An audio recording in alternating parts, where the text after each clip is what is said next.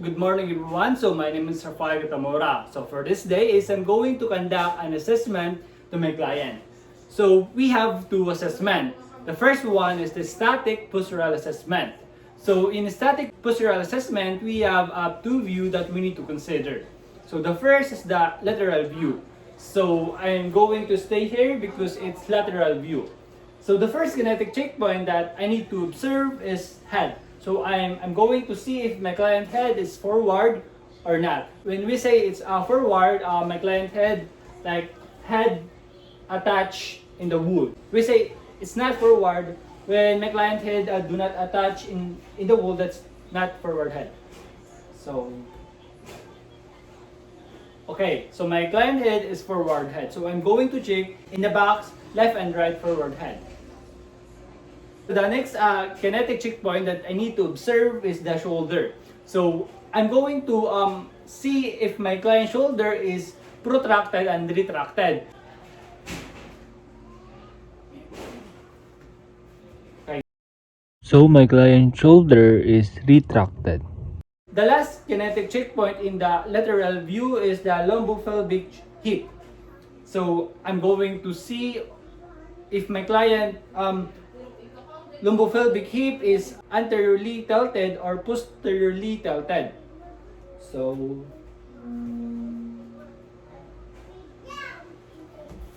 wait. Okay, so my client has a good posture and she don't have any anteriorly tilted or posteriorly tilted. So I'm not going to check anything in the box because my client has a good posture. Last view or the second view that I need to observe to my client is in anterior view. So in anterior view is we have two kinetic checkpoint. So knees and feet. So in this is we have two things that we need to classify. So the first is I'm going to see if my client is adducted or abducted. So okay, so you see this in right and left, it's adducted. Okay, so I'm going to check. So the next thing that I'm going to see is either internally rotated or externally rotated. So when we say internally is, you know, like that. Okay? So when we say naman it's externally is like that. You know, the feet is going outward. So right here are bases. So it's internally rotated. The last kinetic checkpoint in anterior view is the feet. I am going to see if my client feet is, you know, flat, it's internally rotated or externally rotated. So here and here. Okay, so let me see. Okay, so you see guys, it's flat. Okay. So I'm going to check my client feet is last. So that's all for the static postural assessment. Next assessment that I'm going to perform to my client is the dynamic postural assessment. So the first view is the anterior view. So in anterior, the kinetic checkpoint is feet and knees. So sa feet, I'm going to observe if my clients while performing the overhead squat turns out. So when we say turns out, like that. Okay? And in this, I'm going to see if my clients while performing the overhead squat moves inward or moves outward. Okay, when we say it's move inward, like that.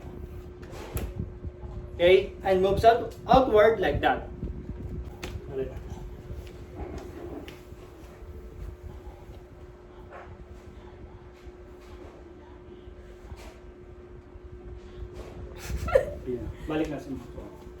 So, okay guys, so I observed that my client feet while performing the overhead squat turns out. Okay, left and right. So in this, while she performing the overhead squat, the knees move outward. So I'm going to check. So the next view that I'm going to observe is through in side view or lateral view. So in lateral view, the kinetic checkpoint is lumbopelvic hip. So in observation, we have excessive forward lean, Meaning my client is not performing the proper way of overhead squat. like that. Okay? While in low back arches is Pertains to excessive curve. It tightens the lumbar region that increases the curve in the spine. It has a poor posture. while in low back rounds, the here is like it's curved. It's not like that. It's curved. So the next kinetic checkpoint that I'm going to observe is shoulder. So I'm going to see if my client while performing the overhead squat, shoulder falls forward. It doesn't elevate. Like that. Okay? So, my client will execute the overhead squat in lateral view.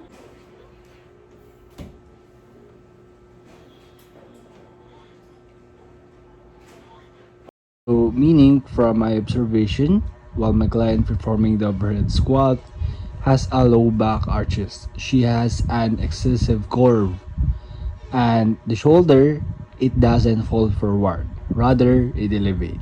So, the last view in the dynamic postural assessment is the posterior view. So, in posterior view, we have three kinetic checkpoint. So, fit. So, in fit is I'm going to observe if my client fit while performing the overhead squat, it's rises or it's flattened. Let's say foot rises like that. And while in foot flattens, while performing the overhead squat like that. Okay, like it's touching the floor. So, So next in lumbopelvic hip.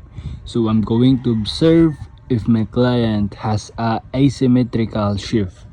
So this pertains or refer that my client while performing the overhead squat is imbalanced. It's either to the left or to the right. The last kinetic checkpoint that I'm going to observe is the shoulder. So I'm going to see if the shoulder elevate or not while my client performing the overhead squat. so my client will now perform the overhead squat.